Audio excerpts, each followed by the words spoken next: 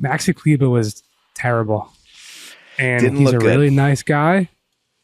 I got some intrepid reporting at Media Day to prepare in case he had popped off, because I did think this is, and look, plenty of series left to go. Sure. He could end up being a critical piece in Dallas's efforts to mix and match lineups to combat Boston size and what have you, and switchability and blah, blah, blah. I don't even care about the defensive side. Offensively, like, he's also out there for the same type of, he's not Kristaps Porzingis, but the same type of gravity to add a dimension to Luka's stuff that KP does for Tatum and Brown and whoever on the other side. And Kleber just didn't even look to shoot the ball. He shot one time, and it was in garbage time. And there was plenty of possessions where it swung out to him on the corner, and he either held it for a second or head faked the closeout, or there was a guy in the corner and he faked it. Just shoot the ball, dude. Like, that's why you're out there. And he looked like a shell of himself who was not feeling comfortable.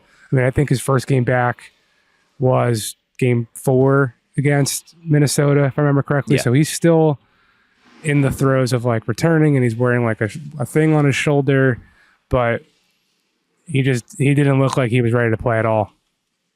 Yeah, I mean, it's in those 2 games against Minnesota, he went 2 for 6 combined from the floor, and like he wasn't aggressively looking for his shot when it came to him at all.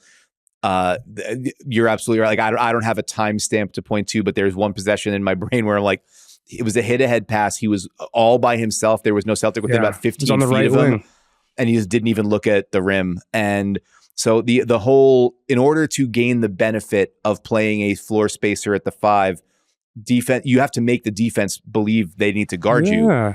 And if he's not doing that, then he can still bring some value defensively as a, being able a little bit more mobile to guard in space and more switchable, more comfortable switching out onto a KP, out onto a Horford out there, out onto a Tatum. Like he's a big guy that can guard wings. So we've seen some of that, but against a defense like Boston, they're going to smell blood in the water. And if you are not a willing participant on offense, they are going to make life much more difficult on the other 4 guys on the court.